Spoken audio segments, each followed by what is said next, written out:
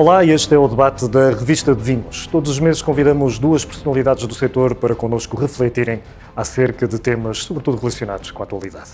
Estamos na Sala do Presidente do Palácio da Bolsa, no Porto, e temos por convidados Dirk Nipor e António Massanita.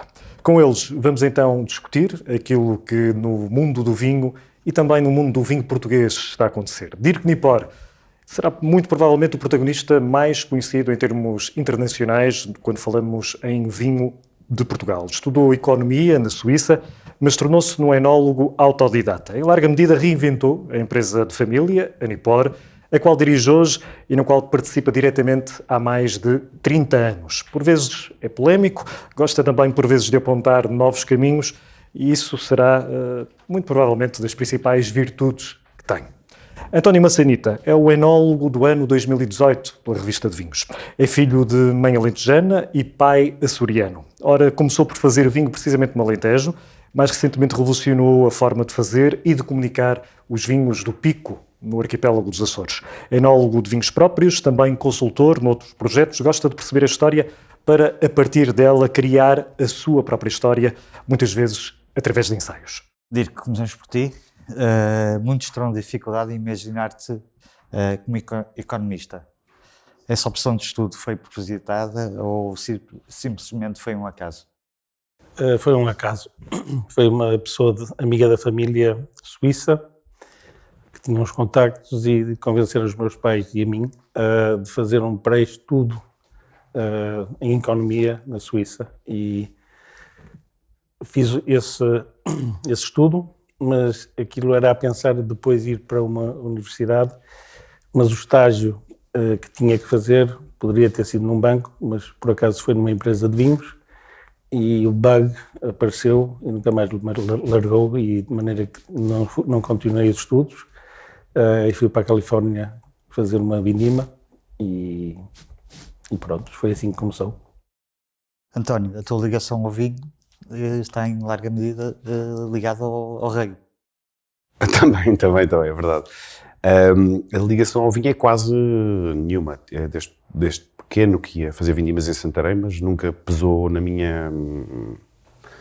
minhas escolhas. Gostava era de mar, caça submarina, bodyboard e queria fazer oceanografia, que não existia em Portugal, ou biologia marinha. Por isso, na altura, o reitor da universidade era um amigo do meu pai que disse: não venhas para aqui, vai para a agronomia com os livros de cabeceira. É preferível encontrares uma formação base. E por isso fui trocar a minha candidatura e enganei-me nos códigos e fui parar à agroindústria. Isto é a minha história.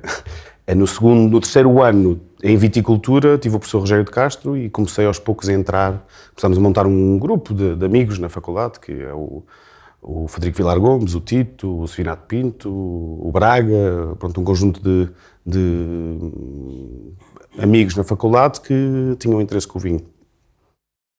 E depois há o rugby e há bordelos. O rugby, desculpa. Pronto, sempre joguei rugby e comecei a fazer os meus estágios, em 2001, Califórnia, Austrália, voltei à Califórnia e consegui ir para a França e consegui ir via o meu clube de rugby, por isso enviei o currículo desportivo, jogava no técnico, e enviei o currículo desportivo para um clube de rugby que é o Pays Médoc, que um dos grandes apoiantes desse clube é o Daniel Lioz, que é o enólogo do Linsbage e também na altura da Axel Millésime, que acho que ainda é.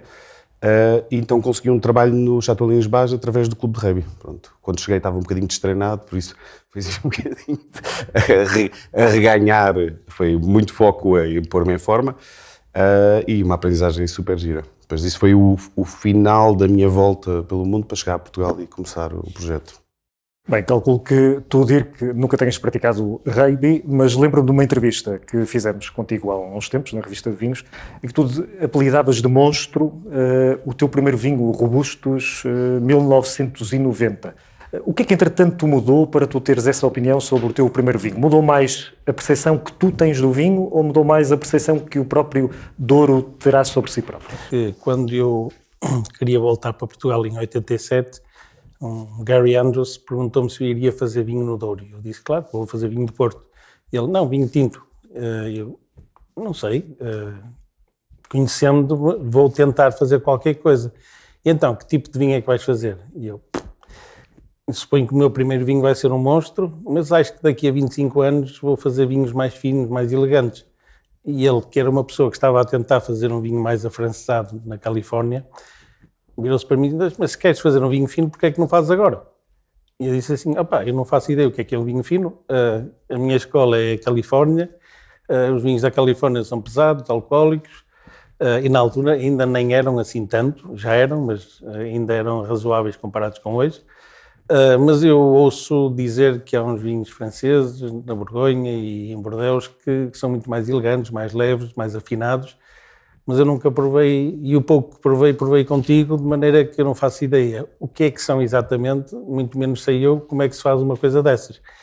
E curiosamente, se a gente olhar ao percurso, o 90 é um bocadinho um monstro, que está cada vez mais fino, mas nunca foi um vinho fino, mas está cada vez melhor, mesmo com esta idade mais avançada. O primeiro Batuta, de certa maneira, também foi um bocadinho mais monstro e hoje é muito mais afinado. E penso que os vinhos que estamos a fazer hoje têm um equilíbrio muito diferente.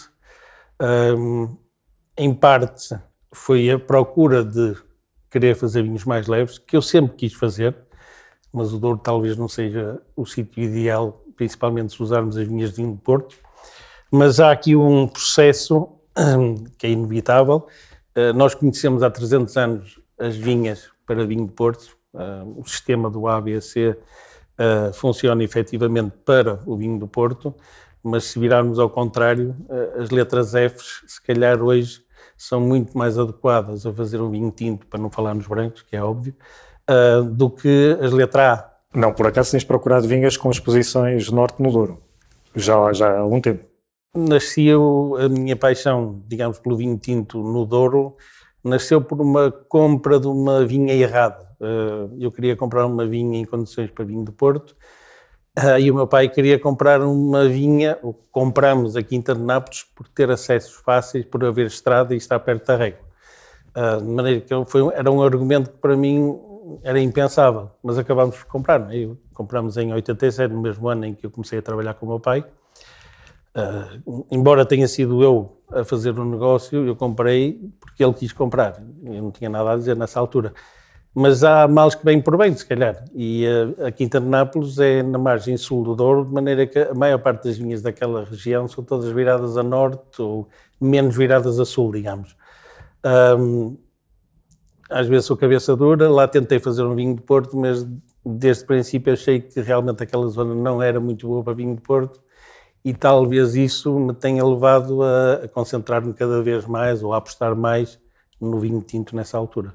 António, o teu primeiro sucesso comercial em termos de vinhos foi o Sexy. Sim. Se estivesses a começar hoje, repetias esse conceito? Completamente. Eu acho que o exercício é o exercício da... eu fui aprender fora, não é? E fui, ao mesmo tempo, tentando pensar como é que eu ia conseguir fazer qualquer coisa eu próprio, como é que eu conseguia fazer um vinho, não é? E tudo era caro demais para o meu bolso. Também não sabia o suficiente de vinho, acabei por conhecer o David Booth, que já dava consultoria a alguns projetos no Alentejo. Estava dentro também daquele projeto Terras de Alter. E depois de o ofender umas quantas vezes, ele perguntou: "What can I do for you?" Super simpático, é impossível ofender o David. E comecei a acompanhá-lo e fizemos o nosso primeiro vinho. Eu sabia que o pior risco que nós tínhamos era a indiferença. Era o pior risco que nós podíamos ter num vinho. E por isso tinha dois, de início na realidade eram dois vinhos, Preta e Palpite, eram a ideia de nomes curtos, não tinha vinha, não tinha quinta, não tinha... e sabia que tinha recebido do meu tio, do meu pai e da minha mãe no conjunto de 30 mil euros e eram os únicos que eu ia receber, por isso ou eu rodava esse dinheiro ou então ficava ali. E por isso fiz nesse ano o Preta e o Sexy e correu super bem. Correu antes de qualquer score, seja o que for, o Preta estava todo vendido, que era o nosso topo de gama. E o Sexy começámos com 17 mil garrafas, no ano seguinte 34, no ano seguinte 60, foi nós a bater às portas, a pôr o vinho, e correu, acho que teria sido muito mais difícil o desenvolvimento, esse arranque, para chegar numa posição em que já não era só sobre estar a rodar dinheiro, era sobre fazer qualquer coisa, pronto, e entender um bocadinho mais. É o teu lado provocador. Sim. Eu lembro-me que pegámos na imagem, liguei a 4 ou 5 pessoas, o que é que acham do nome sexy? O meu pai só fez assim. Eu sabia, este tipo ao vinho não ia ser Ninguém gostou do nome e eu disse, olha, acho que há aqui qualquer coisa porque liguei a 5 pessoas e 5 pessoas disseram este nome é horrível. E se gera emoção, pelo menos gera... e por isso acho que o início foi tudo o que eu precisava e eu acho que há pouco tempo alguém escreveu, porque eu às vezes também tenho que conviver com este, então, mas afinal o que é que tu és? És o vinho sexy ou és o... Eu acho que sou isto tudo, não é? Sou tudo em conjunto, não é? E o sexy, houve uma pessoa que disse que relembra a jovialidade disto, que é, eu acho que o sexy tem essa viagem. Quantas garrafas já fazes? É um projeto que está mais ou menos estático. Fazemos umas 100 mil garrafas, mas não temos um comercial a vender sexy. Não há ninguém a apresentar o vinho, não há ninguém a promovê-lo. Não... É tão sexy que se vende sozinho? Sim. Temos 500 mil de faturação que não há ninguém a apresentá-los, a promovê-los. Por isso foi um cash cow essencial para a nossa empresa, para pagar os salários, para pôr a... E com um compromisso, que é um compromisso que temos sempre, que não é feito de uma forma diferente dos outros. Não é de vinho a granel, é vinho de produção própria, somos nós que tratamos das uvas, é exatamente a mesma lógica. Tem uma infantilidade ou uma naiveness no perfil, é mais sedutor, o perfil é mais sedutor e é onde eu descarrego também no Alentejo as caixas internacionais, é onde eu descarrego... E eu acho que quando se prova, a maior parte das pessoas levam pelo gozo, não é? Diz muitas vezes, people take it for the fun and come back for the wine, esta ideia de... É menos snob. Não é? Menos snob.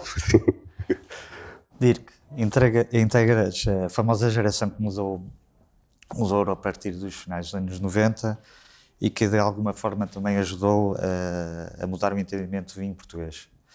O Douro e de alguma forma também em Portugal estavam demasiado fechados nessa altura sobre si próprios?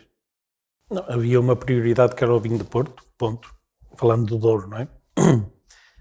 Portugal, no geral, fechou-se.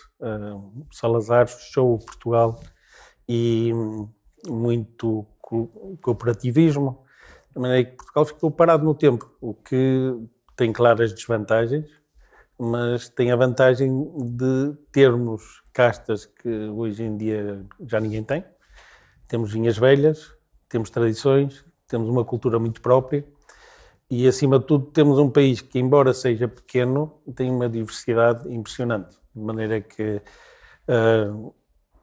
Portugal está a sair desse buraco e a sair bem. Eu acho que podia sair ainda melhor, ou seja, não copiasse tanto certas modas, mas eu acho que o Douro hoje é a referência... São quais, se puder interromper, são quais essas modas? Vinhos pesadelos, muito álcool, muita extração, por exemplo, e o Douro brilha um bocadinho por exagero, no meu entender, o Alentejo também, mas eu acho que é um defeito de modas em geral em todo o país. O Dão está a cometer o erro de tentar fazer vinhos alentejanos ou dourienses, em vez de olhar para si próprio e fazer uma coisa própria que tem muita personalidade. É uma região que tem um historial fantástico, tem muita personalidade e tem o potencial de seguir um caminho próprio. Mas, efetivamente, na questão do Douro era uma prioridade. Fazia-se o vinho de Porto, e o vinho de Porto, e o vinho de Porto, e depois com os restos, de alguma maneira, fazia-se qualquer coisa. E eu sempre achei que o Douro tinha um potencial grande para vinhos de mesa, e a maneira de resolver é muito fácil, é ter duas prioridades, ou seja, se necessário ter duas adegas, poder fazer duas coisas ao mesmo tempo e tentar perceber porque é que o Douro pode jogar tantas coisas ao mesmo tempo. E a resposta é bastante clara, são 45 mil hectares, é enorme, são muitos hectares, mas não é uma região típica no sentido da Borgonha ou mesmo Bordeaux, de ser umas vinhas viradas a sul, uma casta ou duas ou três. Não, o Douro tem 800 metros de altitude, tem norte, sul, este, oeste, tem 85 castas, de maneira que temos é que reaprender o que é que o Douro tem e, de certa maneira, adaptarmos ao que é que o Douro nos dá, em vez de estar a impor qualquer coisa. É óbvio que se a gente quer fazer um vinho para Parker, pega-se numa vinha qualquer virada a sul e é fácil fazer um vinho pastoso e mete-se muita madeira e está feito. Mas não é isso que eu acho que é o potencial do Douro. Agora temos é que aprender a trabalhar com aquilo que a natureza nos dá, em vez de impormos nós qualquer coisa. E é isso que eu acho que está a acontecer ainda pouco. Acho que se devia ouvir mais a natureza e adaptarmos nós a ela e não exigir que a natureza se adapte a nós. Mas a verdade é que o Douro hoje tem um nome fantástico, não só cá em Portugal.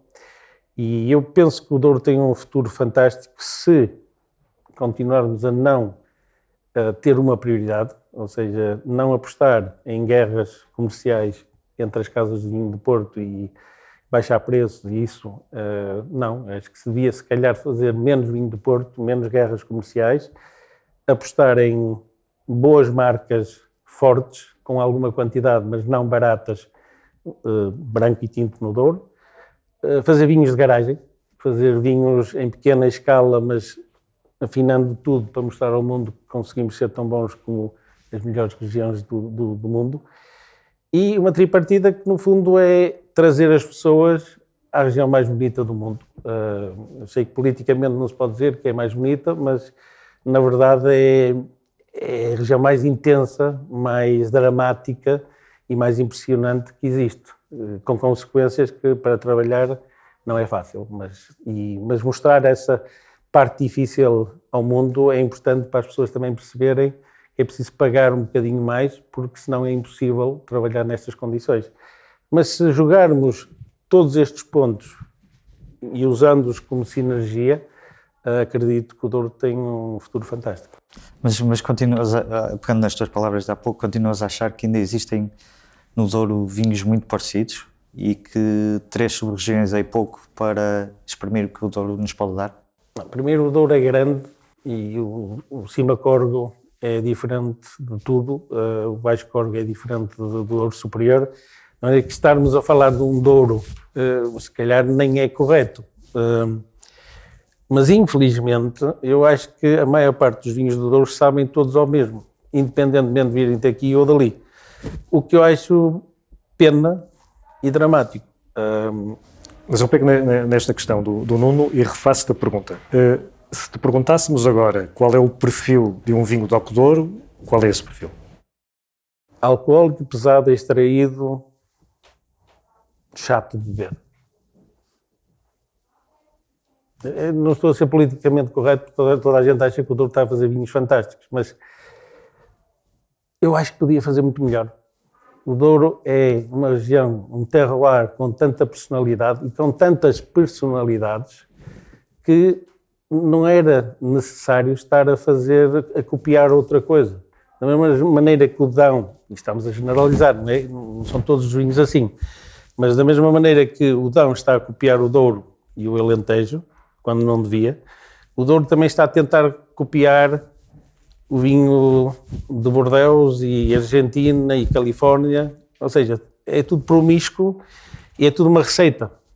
E eu gostava muito mais que nós acreditássemos em nós e vendêssemos o nosso peixe por ter personalidade, e aí vou usar um exemplo que é a Bairrada, que é a região mal amada em Portugal, e com razão, porque se calhar faz os piores vinhos de Portugal, mas também faz alguns dos melhores vinhos de Portugal.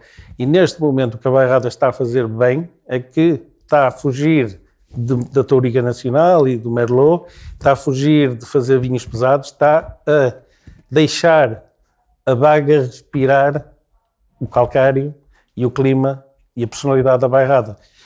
É óbvio que a Bairrada se calhar tem uma personalidade mais vincada do que certas vinhas do Douro, mas não é verdade, porque há sítios fantásticos no Douro com muita personalidade, e de maneira que eu não estou a criticar só para falar mal do Douro. Eu estou a criticar porque acho que podíamos fazer melhor. E há muita gente que está ainda a seguir aquela coisa do chapa 5 e querer ganhar pontos. A verdade é que foi o sistema que criou este estilo de vinho.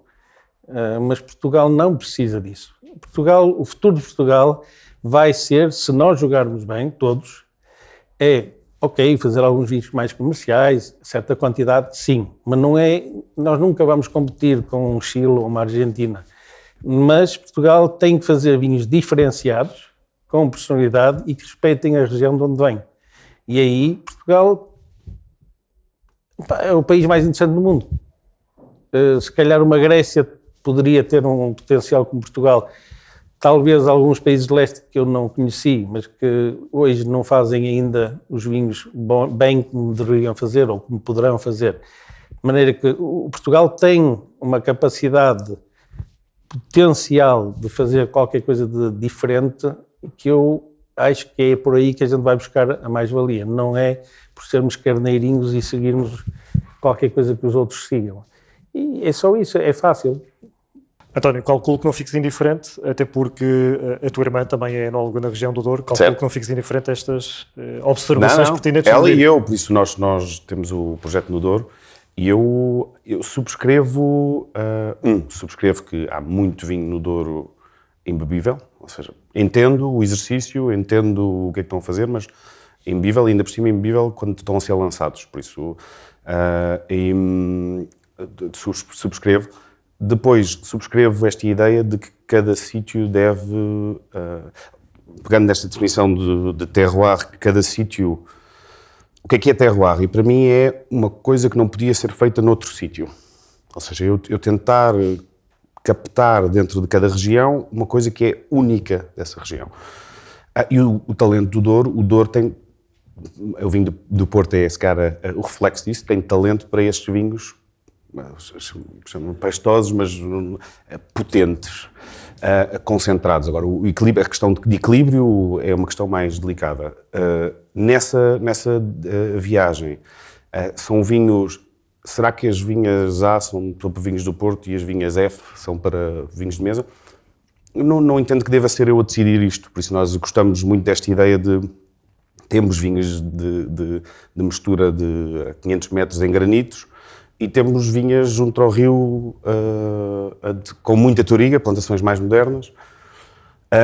O debate que eu tenho no Alentejo, que ainda é mais interessante, que é mais interessante para mim, porque é onde eu estou mais mergulhado, mesmo se eu vou à ideia dos clássicos, o encepamento atual não tem nada a ver com o encepamento anterior. Estão lá algumas castas que são as mesmas, 8, 5, 3 castas, 8 no Douro, 3 castas que são as mesmas. O Girão aqui diz que chama-lhe Aragonês, não lhe chama Roriz, por isso tinha acabado de chegar Aragonês ao Douro, ou pelo menos ainda tinha este nome, Aragonês. Hoje em dia o encepamento do Alentejo é Aragonês, Alicante, Touriga, Syrah. E se formos, eu ainda não encontrei nenhuma vinha velha que tenha... Bem, tenha Alicante, fala-se muito que chegou há 100 anos, mas eu ainda não apanhei nenhuma vinha velha com isto. Não estou a dizer que não veio, mas se veio não estava expandida. E quando digo velha, estou a falar de vinhas até 70 anos, ainda não encontrei com Alicante.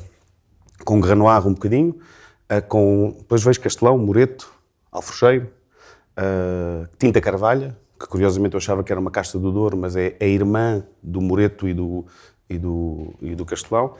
Por isso o próprio encepamento era um encepamento diferente. Por isso esta ideia de expressar a região, isto que eu acabei de dizer, expressar a região, mas com que castas, com que encepamento? Com o de agora, com o de antes? E eu acho que não há nenhuma resposta, e eu acho que estas duas coisas coexistem e pode ser a maior força do Douro e do Alentejo. Nós podemos ter um Douro de potência, e quando o mercado está ávido disto, nós temos lugar, os mercados não estão todos à mesma velocidade, não é? Suíça adora este estilo de vinhos, se calhar um bar em Nova Iorque odeia este estilo de vinhos. E o Douro tem talento para produzir uma coisa e outra, o Alentejo tem talento, eu acredito hoje em dia que tem talento para fazer uma coisa e outra. E eu também gosto há sempre esta palavra do Parker, e eu, coitado do Parker, que já levou com tanto bastão. Já se reformou, então. Já se reformou. Mas é engraçado que eu quando comecei com perspectiva histórica, e mencionaram isto, eu passo metade do meu tempo é só mergulhado em livros, e este é o desafio da produção de vinho de há mais de 2000 anos é produzir mais álcool. Ponto. Os primeiros escritos, que é em Cádiz, é Columel, diz: pegam parte do mosto, vão levá-lo ao forno, vão levá-lo ao fogão para reduzir o coisa, juntam-no para ter mais álcool. Os escritos de Bordeaux, essa grande referência de vinhos frescos, era La Méthode Anglaise: mete vinho de Benicarlo ou de Alicante para meter cor, mete uma garrafa de aguardente para dar álcool e guarda 4 anos para exportar, que é quase vinho do Porto e mosto do norte de Espanha. No Alentejo, estamos a falar em 1866, pelo menos 2% do álcool era de aguardente. O que é que se fez nos últimos 50 anos? Eliminou-se a aguardente, não estou a falar das regiões de vinho do Porto, Madeira, eliminou-se a aguardente. Conseguiu-se que o Alentejo tenha os ditos 14% de álcool por maturação. Como é que se fez isto? Foram 30 anos a selecionar as castas que davam mais cor, as castas que davam mais álcool, os clones, as castas, e depois dentro das castas os clones mais produtivos e com mais álcool. E ao mesmo tempo que isto foi acontecendo, eu acho que o mundo foi aquecendo em paralelo e o consumidor foi se sofisticando. Eu acho que nunca um consumidor foi tão exigente e fez já estes vinhos todos. Já fez os vinhos quentes todos, já os provou todos e também cansou, não é? E o que eu acho interessante neste processo é que há uma razão porque o Douro e o Alentejo, se calhar, são nos tintos o que vende melhor, porque é o que se andou a trabalhar. Toda a gente a trabalhar nesse sentido. O que me leva, António, peço desculpa interromper-te, mas o que me leva, inevitavelmente, à seguinte questão, e pegando também nas palavras anteriores do Dirk. Sendo o Alentejo e sendo o Douro, as duas regiões, no fundo, barómetro para o vinho em Portugal, sendo vocês nomes que têm profundo conhecimento de causa do meio de outra região, porquê tanto sucesso de ambas as regiões e porquê tanta pancada, entre aspas, que vocês neste preciso momento estão a dar nas duas regiões? Se a coisa está assim tão má, porquê é que no fundo está a funcionar, entre aspas? Vou responder primeiro, se puder. Eu não estou a dar pancada. Eu acho que convivem. Eu acho que foi feito a retrospectiva histórica não tem sentido moral. Foi feito no sentido, porque esta referência do Parker, o Parker não pontuou o que ele achava melhor. O mundo achava que um grande vinho era um vinho com muita... É a história do vinho do Porto, é a história do vinho da Madeira, é a história dos passados do vinho do Pico. Os grandes vinhos eram os vinhos... Borgonha, toda a gente acha que Borgonha era muito conhecida por ser elegante, era porque tinha álcool. Pinot Noir na Borgonha consegue ter muito mais álcool do que um Claret em Bordeaux. Um Claret em Bordeaux tinha 9% de álcool. Um Borgonha em 1850 tinha 14% de álcool, por isso é que era um grande vinho. Agora, este é a razão, o que se dava valor na altura. Entre o que se dá valor e até onde é que nós fomos demais. Ou seja, fomos a um patamar de concentração que não é só a expressão do local, é a expressão do local com um conjunto de técnicas que se foram aperfeiçoando, um conjunto de castas, um conjunto que se conseguem fazer isto. Eu também neste do Alentejo, sento-me com alguma frequência agora com um grupo de produtores e perguntei-lhe o que é isto do Alentejo. E eu acho que nós estamos a trabalhar para o mesmo sentido. E eu gosto do que faço nos meus topos de gama do Alentejo. É um perfil, é um arquétipo, é potência com frescura, é o que eu quero. Eu gosto. Mas quando provo Castelão e Tinta Carvalho do Sopé da Serra d'Ossa, digo, mas isto também é Alentejo? Tenho dificuldade a ter 12% de álcool, como se tinha dificuldade a ter 12% de álcool, é aberto como um rosé, isto também é Alentejo, então afinal o rosé é uma ditadura, isto tem que ser assim, ou é um processo evolutivo que se vão fundir, ou... Não sei, não tenho resposta, eu tenho só a reflexão. O António respondeu já à pergunta, o Alentejo e o Douro foram as duas regiões que trabalharam melhor em termos de engenheiros, em termos de winemakers, e se calhar foram longe demais. Em vez de aproveitar aquilo que está lá, foi-se criando clones e mais clones e castas, reduzindo as castas, as 5 castas, o que não se pode criticar. Foi um trabalho sério, bem feito, proveitoso, mas se calhar fomos longe demais e com as mudanças climatéricas a coisa ainda piora. Mas a verdade também é que as pessoas nos últimos 30 anos cada vez mais gostavam de vinhos com muita madeira. Era muito fácil de, como particular, julgar um vinho positivamente quando tinha muita madeira, porque sabia a caro. Que se tivesse muita cor era um bom vinho, se tivesse 14,5 era muito bom vinho. De maneira que os critérios, e a culpa foram os jornalistas, digo eu, mais do que o consumidor, cada vez mais puxou-se os critérios para esses parâmetros. E eu acho que nós não devíamos ter seguido isso dessa maneira. Mas eu também fiz vinhos pesados, não é por aí, ele também fez vinhos pesados, de maneira que a gente não está a criticar os outros, eu estou a criticar-me a mim mesmo e a todos. Acho que fomos todos um bocado longe demais e, pessoalmente, eu sempre procurei mais a leveza do que a potência, mas se calhar eu não sabia fazer a leveza numa região do Douro. Se calhar também não é a região para fazer vinhos levezinhos, mas se calhar até é, porque certas castas, o Mourisco, o Moreto, nos altos, são, o Bastardo, por exemplo, nos altos, faz vinhos leves. Não sei se for vindimado tarde, é outra história. De maneira que não é uma questão de estarmos aqui a criticar, destruir o trabalho que foi feito, é só o achar, eu, que eu falo por mim, achar que se calhar fomos longe demais. E uma região como o Priorato, eu nunca gostei dos vinhos do Priorato e sempre achei que aquela história de vender os vinhos por serem fantásticos e porque vão envelhecer e porque vão ser fantásticos, hoje sabemos que os vinhos não envelhecem bem. E depois tiro o chapéu a um Álvaro Palácios, pronto, que é um mito, de certa maneira. Eu nunca gostei muito do ermita dele, mas hoje adoro aquilo que ele está a fazer. Ele teve a coragem de mudar. Mas eu acho que ele não mudou porque o mercado exigiu. Ele mudou porque, na verdade, ele gosta mais daquilo que está a fazer agora. Ele, se calhar, fez aquilo porque não sabia fazer melhor, na altura. E porque seguiu uma tendência. Isto há vários caminhos possíveis. Não há um caminho. Deixamos agora por momentos quer o Douro, quer o Alentejo. António, os Açores. Existe um Açores antes da Azores Wine Company, em 2013, salvo erro, e um Açores depois da tua chegada em Farsalá? Sim, mas eu também gostava de pegar só aqui atrás, porque eu acho que a oportunidade, seja para a Bairrada, para o Dão, vem desta maturidade, ou seja, quando digo a maturidade, a oportunidade que é estar a discutir vender Bairrada há 15 anos, sequer não havia público para ela, e por isso mesmo se passa com os Açores. A felicidade, eu queria fazer qualquer coisa nos Açores, e é em 2010 que começo com o projeto do Terrantejo do Pico.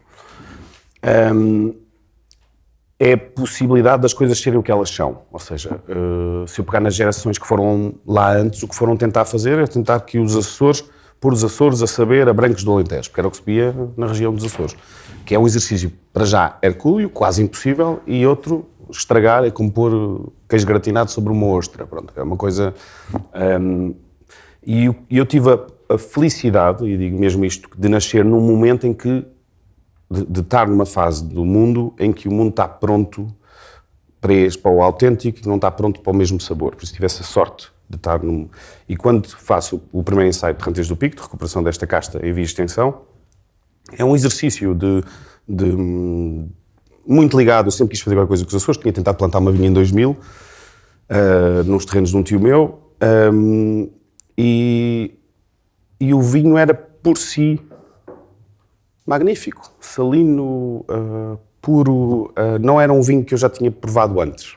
E isto acho que é a definição. Há zonas que têm mais terroir que outras. Quer dizer com isto que há zonas que é mais difícil de copiar que outras, e os Açores é impossível copiar se não se inventar, se for só vindimar e pôr dentro da garrafa. Em 2013, é verdade, vou para o Pico e espalho esta ideia para experimentar o Ourinho dos Açores extremo, o Verdelho extremo, e acho que é uma mudança de paradigma para os Açores.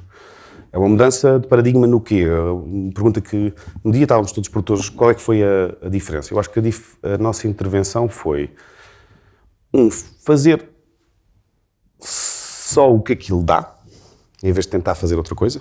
Ou seja, não tentar que os Açores fosse qualquer coisa, era assumir os Açores como é e deixar um mercado que tinha que ser um mercado um bocadinho mais sofisticado, não podia ser à volta só na ilha, tinha que ser aos mercados que compreendem a unicidade deste tipo de vinhos. Por isso, nesse sentido, é dar o exemplo, e outro, posicionar o vinho. A cadeia de valor tem que funcionar. Não serve de nada fazer um vinho que não paga as uvas. Não existe. Ou seja, nós estamos... Eu aqui faço o politicamente correto. A região mais bonita do mundo, que é o Pico. Que é uma coisa completamente... Acho que ainda ninguém conseguiu perceber. Eu tenho um projeto histórico, ainda ninguém conseguiu perceber o que é que foi a dimensão daquilo. Nós recuperaram-se agora 1000 hectares e vê-se de avião e está tudo por recuperar. O que é que foi aquilo? Por que razão é que as pessoas se mobilizaram? Se uma pessoa pegar nas pedras todas, faz mais que a muralha da China, faz 2 voltas ao mundo. Porque é que as pessoas se mobilizaram daquela forma? Podemos dizer fome, mas então porque não é na vinha do lado? Na ilha do lado. Por isso há um trabalho ali feito que transcende. E eu acho que também uma outra coisa que disso eu aplaudo o Dirk, que é: eu tomei consciência nos Açores que não se faz nada sozinho. Aplaudo no sentido de juntar pessoas, de falar com outros produtores, de que a nossa tarefa não acaba com fazer um vinho. Pronto, acaba com ir mostrando, mesmo que a porta esteja fechada, a outros produtores: olha, isto é o que eu acho da região, isto eu acho que poderia ser. Trazer-vos a vocês e dizer: olha, não falámos antes e alguém veio de fora e diz a mesma coisa. E por isso acho que esse momento Açores, que está numa fase completamente distinta, agora com desafios muito diferentes, eu acho que é esse conjunto de coisas. António, e como é que foi possível tornar as uvas do Pico as mais bem pagas em Portugal? Eu acho que primeiro é filosófico. Quer dizer que nós, em todo o sítio onde estamos, mesmo no Douro, que é uma região quase... Nós somos uma micro coisa no Douro, todo o sítio onde tocamos, as uvas, a região onde começámos a trabalhar mais a norte no Douro, já triplicaram o valor das uvas. Pronto. Por isso nós temos uma ideia de que não me interessa nada um negócio onde a outra pessoa não esteja a ganhar dinheiro. Por isso a cadeia de valor dos Açores é esta. Começou com procura e oferta, não é? Por isso sou um crítico aberto a esta questão do fluxo de vinho entre as regiões, que é sempre de torneira aberta, por isso nunca... A oferta é infinita, por isso ou se fecha as regiões e a oferta é limitada, e nos Açores era limitada, havia aquele número de uvas, aparece um novo ator na região que quer comprar uvas, por isso nós pagamos mais, a cooperativa paga mais, e fomos andando, e eu acho que quem é que está servido? O viticultor. Agora, o desafio ou seja, eu acho que nós temos de fazer vinhos que geram valor e conseguem distribuir riqueza. Eu acho que este é o grande desafio. E qual é o modelo para cada região? Não faço ideia, porque cada região tem as suas especificidades, mas a nossa estratégia para os Açores, em conjunto com os outros produtores, porque nos sentamos à mesa, é acabar com rebaldarias de vinhos de fora e de coisa, que devia ser igual para todas as regiões. Espero que no Alentejo também acabe a questão dos 15% de integração. Por isso, acabar com essa fonte aberta, fazer vinhos, a partir do momento que a uva tem um determinado preço, os vinhos só podem ter aquele preço. Isto é um desafio, mas todos os produtores têm que trabalhar para um determinado patamar de produção, e agora o nosso desafio é isso com mais volume, com mais quantidade, por isso agora há 1000 hectares recuperados no Pico, havia 250 há 4 anos atrás, por isso os desafios vão ser completamente distintos, mas vejo com bons olhos porque acho que há um alinhamento de pensamento com a maior parte dos produtores. Dirk, no Pico o quilo de uvas, como vimos, pode custar 4 euros. No Douro... Já pagámos 7.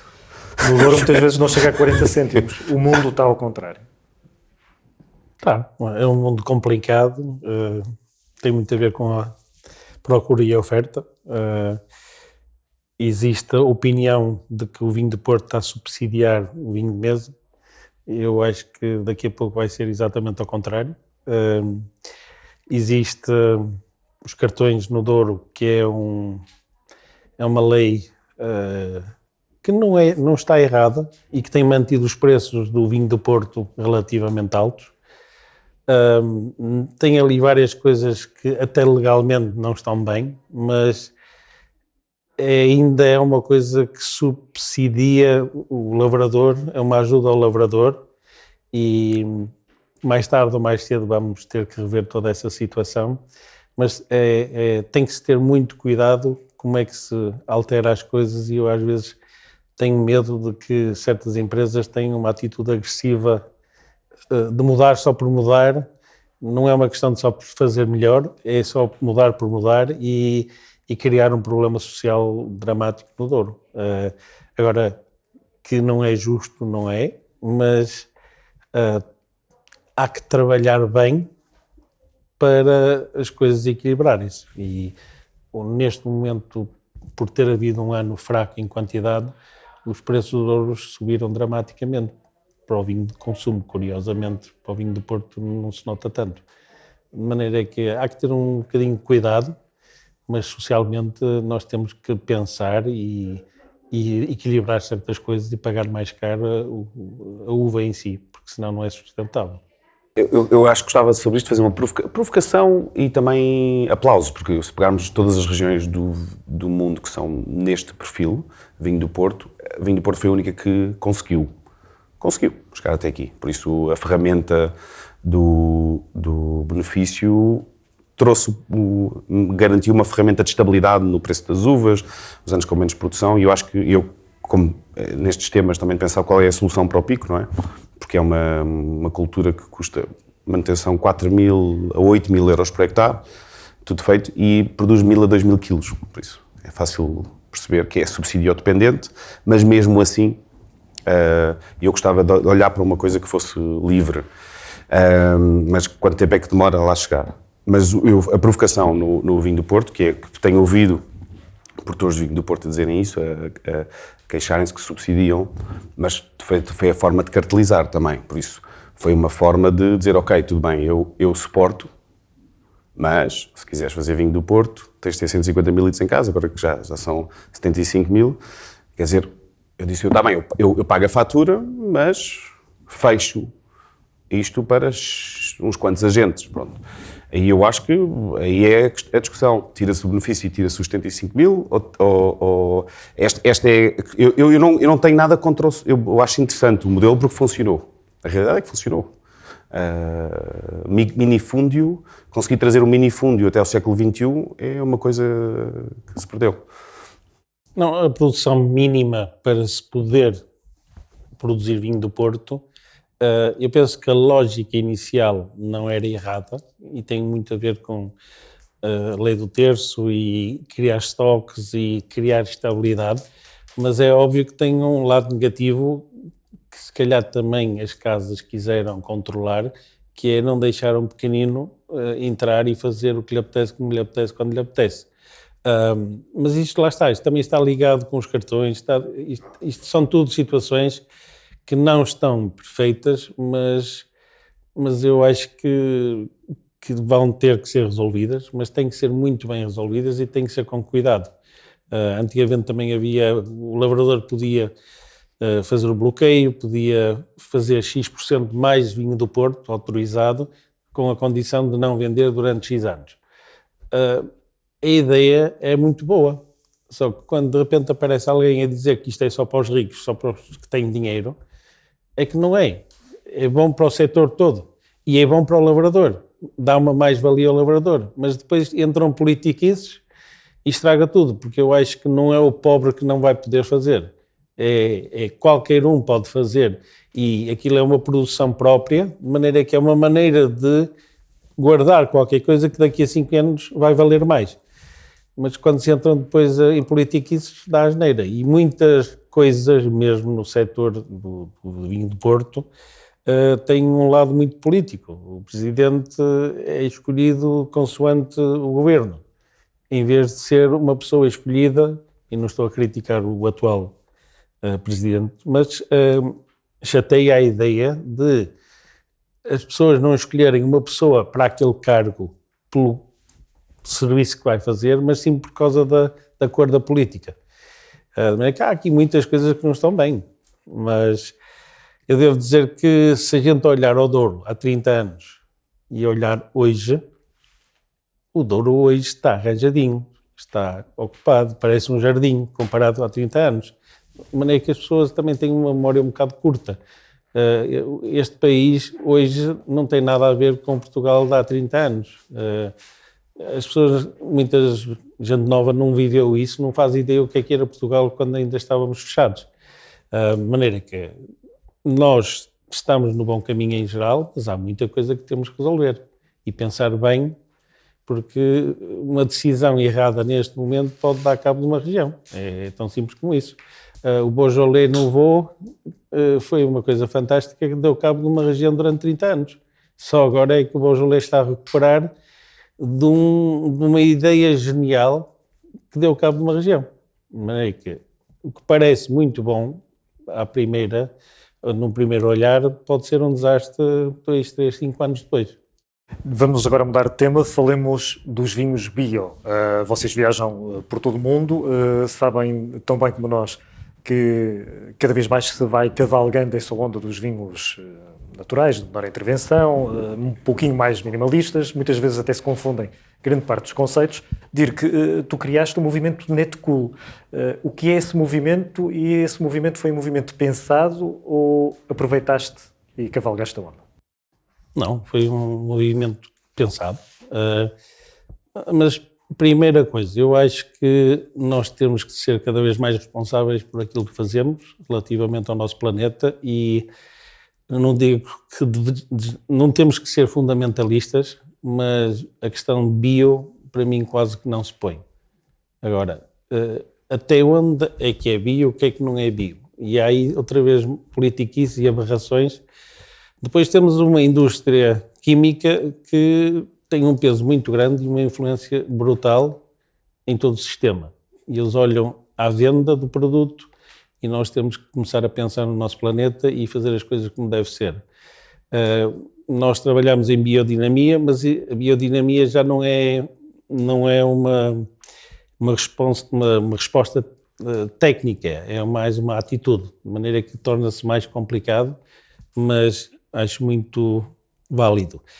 O Netcool, de certa maneira, existe porque eu sou totalmente a favor de vinhos naturais e vinhos biológicos, só que também se está a ir longe demais e irrita-me um bocadinho pessoas, e há um grupo grande de pessoas que quanto mais defeitos e pior e mais desgraçado o vinho estiver, melhor é. E eu não concordo com essa lógica. Eu estava a falar com uma pessoa que queria que eu fizesse um vinho natural, mas é assim um fundamentalista a sério. E eu disse assim, pronto, eu vou-te fazer um vinho natural sem nada. É das nossas vinhas, são biológicas ou biodinâmicas, sem sulfuroso e tal. E pronto, e depois se quiser metes terra e merda lá para dentro para ficar a saber mal. Pronto, ele ficou a olhar assim para mim e disse assim, pá, tu só gostas de vinhos que estão estragados e voláteis, então, também sei fazer isso, metes um bocado de vinagre e pronto, em garrafas metes o teu nome, mano, não metes o meu. De maneira que está-se a exagerar um bocadinho. E o Netcool é uma tentativa de criar uma onda de vinhos não pesadelos, equilibrados, que mostrem de onde é que vem. Normalmente não tem madeira, ou tem pouca madeira, menos grau, mas que não sejam defeituosos. Podem ter uma redução, podem ter um desvio, que até lhe pode dar graça, mas que não sejam vinhos defeituosos só por princípio. E temos uma adesão muito grande, há muito interesse.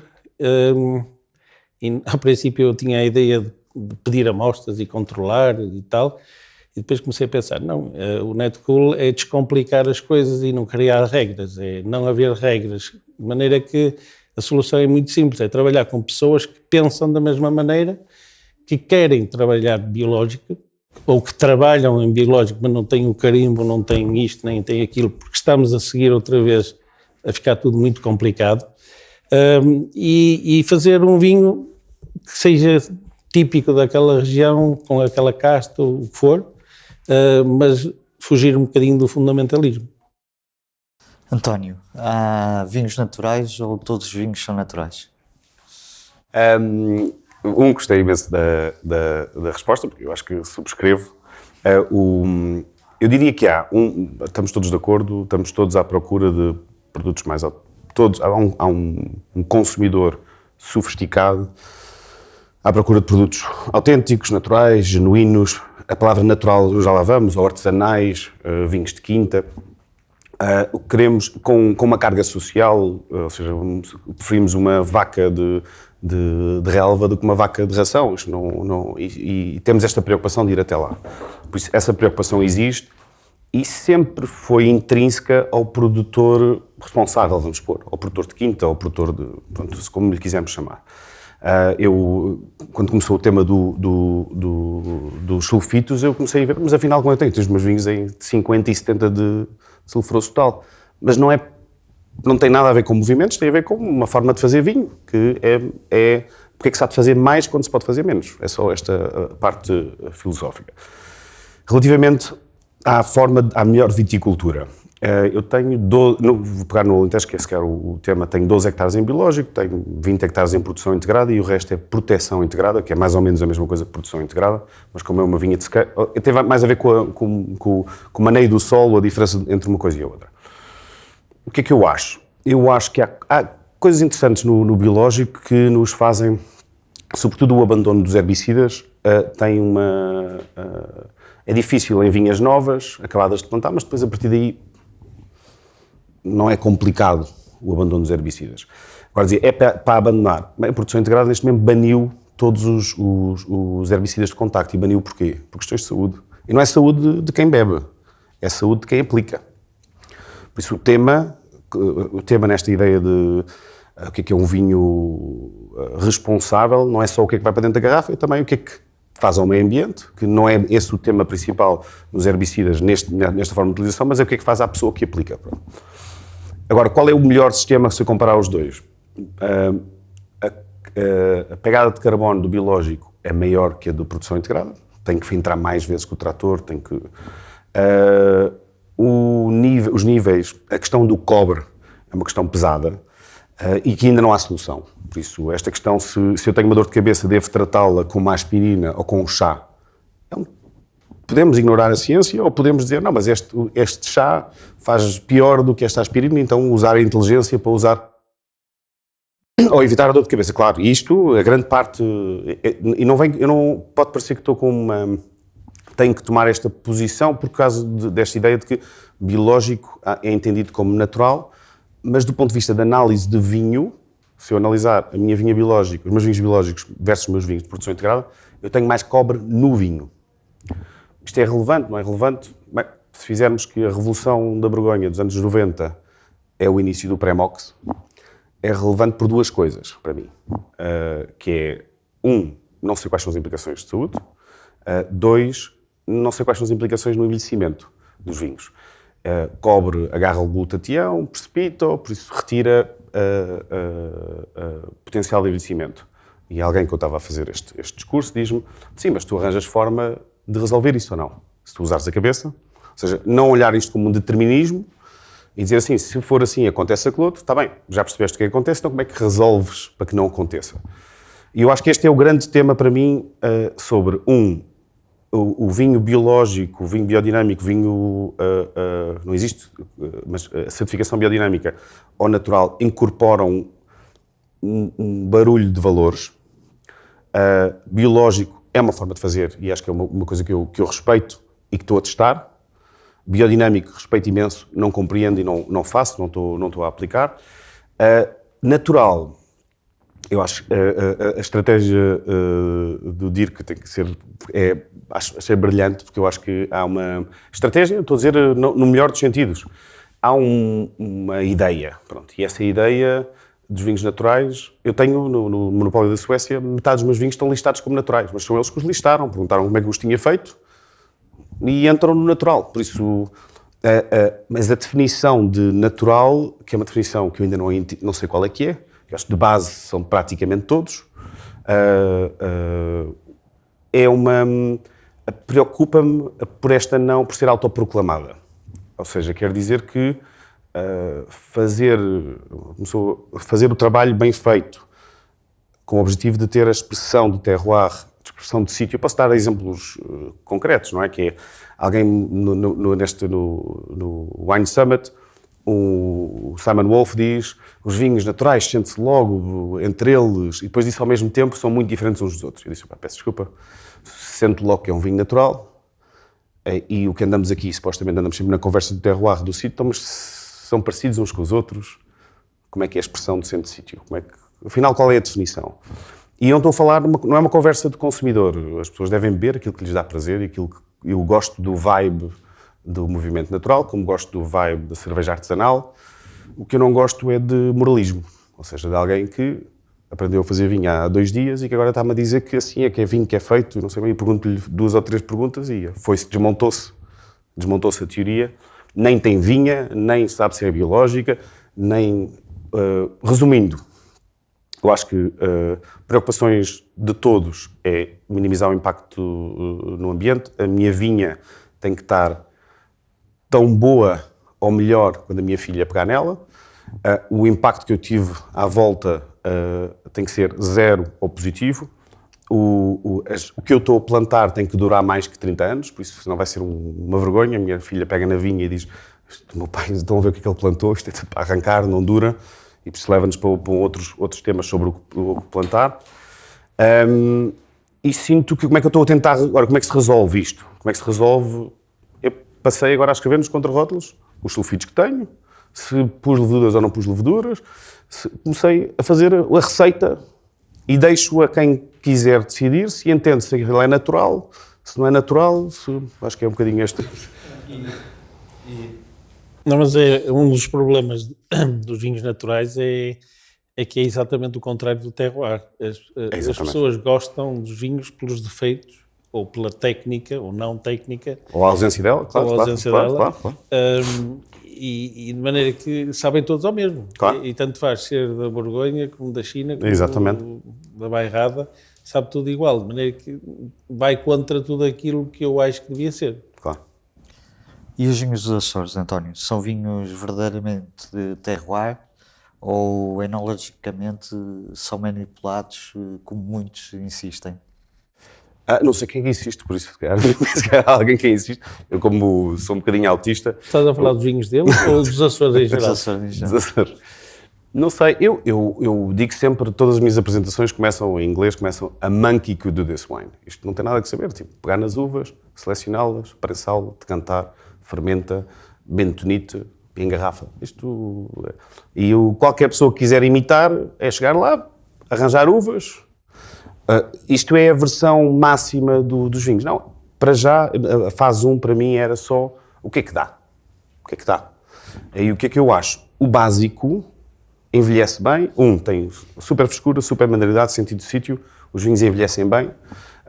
O meu primeiro Terrantejo do Pico é de 2010. Lindo, é o melhor, por isso, quanto mais tempo, melhor estão. É isto que eu tenho para dizer. Se todos os produtores estão alinhados, eu acho que vamos ver, nós somos poucos, não é?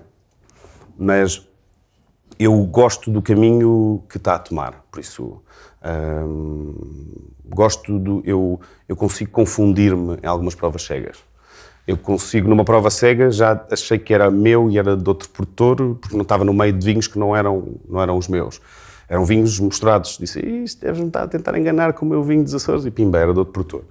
E por isso, eu acho que enquanto isso se sentir nos vinhos, eu acho que estamos no caminho certo. Depois é estilístico. Uns gostam mais maduro, outros gostam mais ácido. Mas acho que de artificial, eu só tenho nestas respostas, como é difícil neste mundo, não é? No mundo do natural, é um bocadinho como o mundo da Igreja Universal de Deus, que não há contra-argumento. Isto uma pessoa disse, eu digo, indígenas marca muito os vinhos, disse um crime. Como se fosse... É empírico. Fiz um relatório com a Universidade de Évora e consigo topar quando são de leveduras indígenas ou não indígenas, mas não... Na minha adega, e eu vejo correlação entre o meu branco de indígenas do Alentejo com o meu branco de indígenas dos Açores e com o meu branco de indígenas do Douro. Vejo uma correlação aromática. É bom ou mau? Isto agora é estético. É estético, se eu quiser... No outro dia alguém chegou, olha, foi o Levi Dalton, chegou e disse, este é o vinho que eu mais gosto da tua mesa. Eu disse sim. Eu disse sim, porque é o que cheira mais a Borgonha. Mas isso é um exercício de terroir ou um exercício estético? Eu entendo, esse não é o meu favorito. É uma questão de hábito. É uma questão de hábitos, claro. Entramos na reta final deste debate, vamos falar rapidamente um bocadinho do mercado. Dirk, Portugal parece-me que finalmente começa a ter alguma imagem finalmente nos mercados mundiais, mas boa parte dessa imagem faz uma certa conotação daquilo que é o vinho português com aquilo que é um vinho de boa relação qualidade-preço. Tu tens um vinho recentemente no mercado, o vinho do Porto Nipor Vintage 2017, nota máxima, 20 pontos pela nossa revista, pela revista de vinhos, custa 90 euros. Não está barato demais. Tá. Agora temos é que trabalhar em criar mais valias, mas o 2017 está mais caro que o 2015. Mas é que... E hoje estava a falar com o Teles, nosso diretor-geral. Nós fizemos esse exercício na revista, mas a diferença entre 2015 e 2017 não é ainda muito significativa. O preço. Para nós é, por acaso. Mas eu, se calhar, quero dar passos pequeninos. Vocês estão habituados a passos grandes. Vamos bem. Mas eu estava hoje na brincadeira, que nós efetivamente esgotámos, vendemos muito bem o 17 e o nosso diretor-geral já está preocupado. Ai meu Deus, como é que vai ser para o ano? Não vamos ter vintage.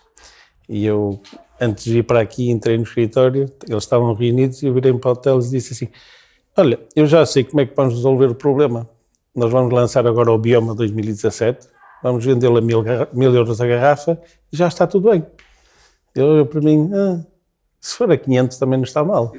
Pronto, então já está resolvido.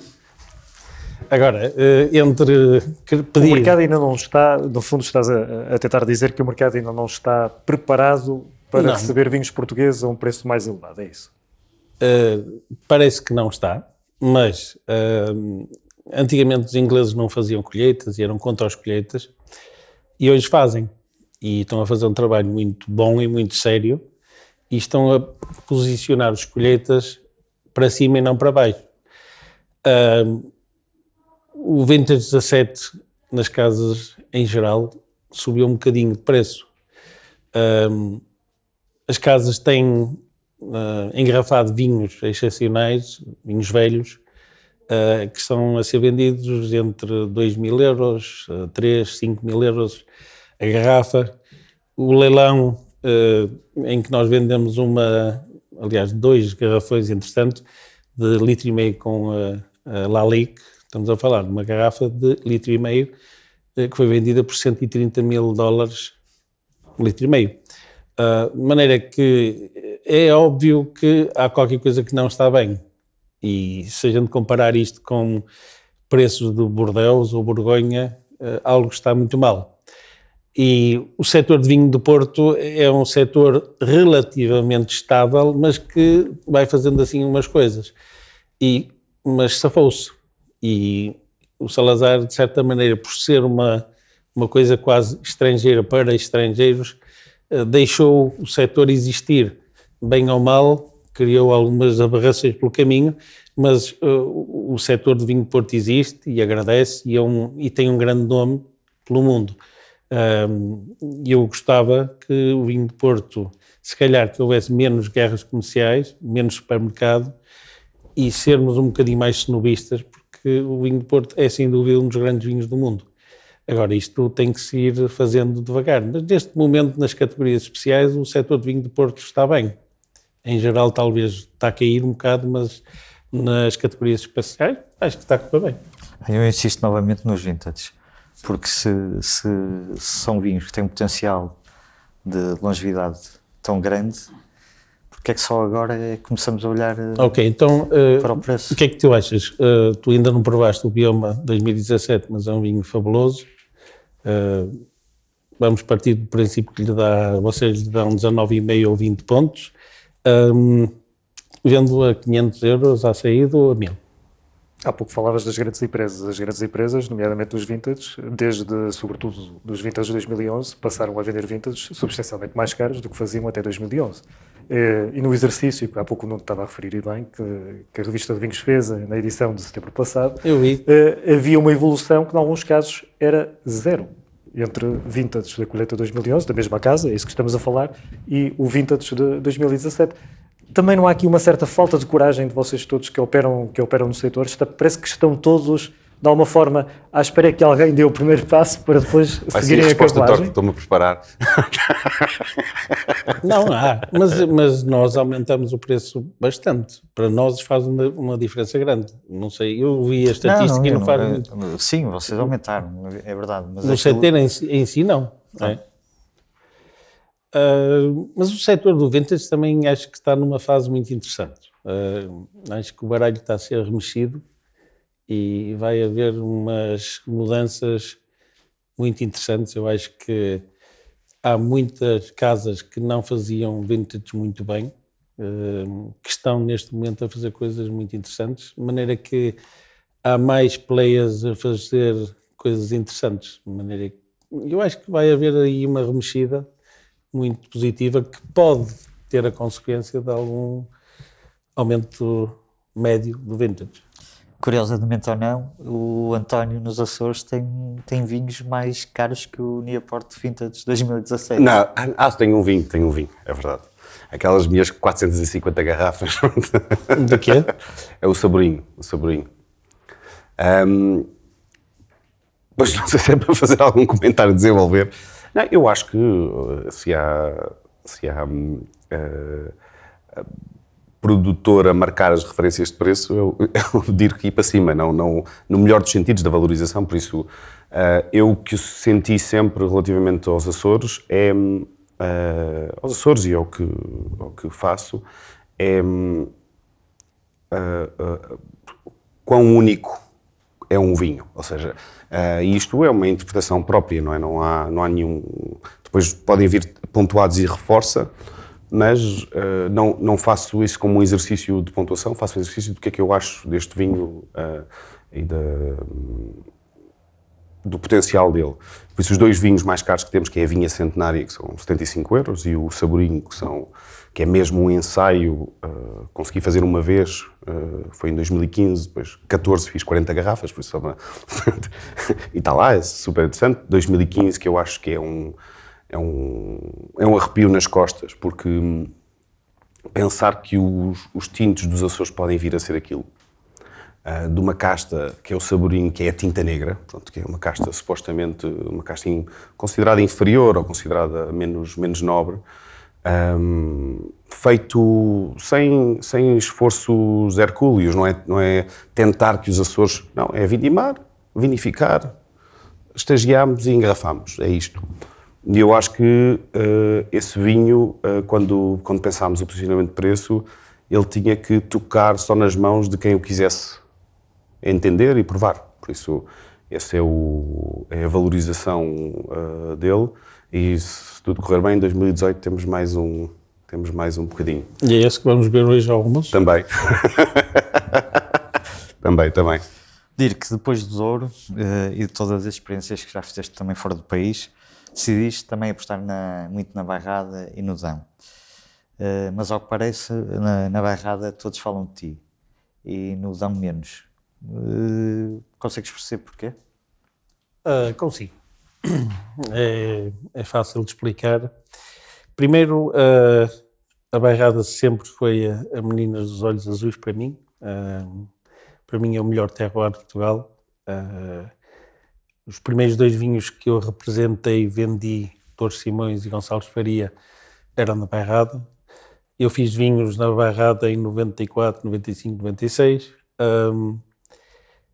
É uma região muito interessante. Com os que são quais, pode saber? 94, 95 foi um... Foi na casa de Saima, okay. e no bairro Mário Sérgio. Ok. E ainda tenho umas garrafas. É isso que vamos ver o almoço? Não, estou a Depois do almoço, vamos à minha casa. E de maneira que eu focalizei muito na Bairrada. Quando compramos a Quinta de Baixo, foi um exercício mesmo de reset, e eu não quis uma garrafa, eu não quis 1 litro, eu não quis nada, e não era porque era mau, eu queria começar tudo em branco. eu tinha uma ideia muito clara do que é que eu achava que a barrada devia ser dentro da minha cabeça. Eu achei que ia demorar 10 anos a conseguir fazer mais ou menos aquilo que eu imaginava. Mas a verdade é que começou logo bem. Eu achava que o estilo de vinho que nós estamos a fazer que ia ser impossível de vender, de maneira que eu estava a assumir que aquilo ia ser economicamente um desastre e mesmo assim fui fazendo mais do que devia, mas eu sempre acreditei naquilo. E há vários jornalistas que me criticam, dizem que aquilo não é um vinho da Bairrada, que é um vinho do Dirk. Se calhar é, mas se calhar não é. A verdade é muito simples, é que eu não estou a inventar nada. Os vinhos do Dores Simões são uma inspiração brutal para mim, e a gente bebe hoje um 82. Eu tinha condições menos boas, tinha rolhas miseráveis, mas se a gente abre uma garrafa que esteja perfeita, aquilo é tão bom como um Barolo, como um Borgonha, como o melhor vinho do mundo. Aquilo está ali e diferenciado. E de maneira que a minha visão da Bairrada não é vinhos pesados, extraídos, com muita cor, muito menos com muita madeira. Eu adoro e respeito o estilo do Mário Sérgio, Bageiras, e eu sempre lhe disse, eu vou-te mostrar um estilo que se calhar um dia também vais fazer assim, mas tu tens que me prometer que vais manter o teu garrafeira como é hoje. E o Dão está no bom caminho, mas eu tenho falado menos do Dão porque ainda ando à procura, embora a filosofia seja a mesma. Eu a Bairrada conheço mentalmente há muito tempo. O Dão eu não conhecia. A gente ter comprado o Dão foi um acaso, não foi assim um plano, embora eu tinha um plano de fazer um vinho mais comercial no Dão, mas termos comprado foi assim um bocado um acaso. Mas os vinhos que nós estamos a fazer, eu começo a gostar muito e parece-me que estão mais afinados. Mas está a demorar um bocadinho mais tempo a chegar onde eu quero. Mas, por exemplo, nós engarrafámos umas Magnums de 2014, que está absolutamente fantástico. É um vinho que não vamos vender, e o rótulo foi feito pela minha filha, mas aquilo já me mostra qual é o caminho possível. E, uma vez mais, se a gente prova um Bairrada nosso e um Dão, e é muito fácil de ver o granito e o xisto, a baga, embora o nosso vinho do Dão também tem um bocadinho de baga, mas a baga lá é bem diferente. Mas é fascinante de ver o potencial dos vinhos da Bairrada, mas também do Dão. Meus senhores, certamente não me vão levar a mal esta analogia, mas se houvesse uma caderneta de cromos em Portugal, eu estou certo que toda a gente quereria um cromo do António Massanita e um cromo do Dirk Nippor. Isto para dizer o quê? Para dizer que o vinho tem a mais-valia de, muitas vezes, quando tem rostos e protagonistas que o sabem trabalhar em termos de marketing, isso é certamente uma grande mais-valia, mas ao mesmo tempo, até que ponto é que isso pode ser uma dificuldade acrescida para as futuras gerações? Assim, sempre que se fala de marketing, eu até fico com comichões, porque as coisas são uma consequência de uma forma de estar, ou seja, eu acho que é interessante que muita gente me diz isso, o teu marketing é espetacular. Eu, sobretudo, quis fazer coisas, não é? Por isso quis fazer, a primeira vez que escrevi o meu nome, fiz um branco de tintas, numa altura que havia falta de uva branca no Alentejo, e que depois acabou por nem ser certificado, mas deixaram entrar 20% da uva fora para fazer vinho branco do Alentejo. Fiz o Terrantejo do Pico, que era para António Massanita. Depois fiz o branco de talha, que hoje em dia, 4 anos antes de andar a fazer talhas no Alentejo, e não era folclore, era tentar interpretar Eu acho que essa construção de uma ideia, de uma imagem, é mais fazendo do que uma estratégia, não é? E depois permitiu-me ter o meu espaço para fazer isto.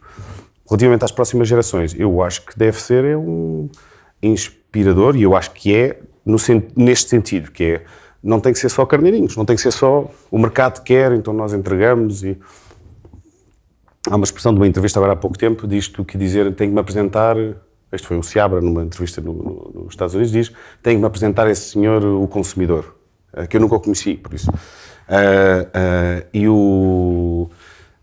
E eu acho que é isto, que é, há tantos consumidores, se nós nos focarmos só em fazer o que nós entendemos que é bom, para uma determinada escala, como é óbvio, mas para o meu tipo de projeto, que nós entendemos que é estético, que é bom, que é uma pergunta a esclarecer, que é uma tentativa, há consumidor para esse vinho, há público para esse vinho.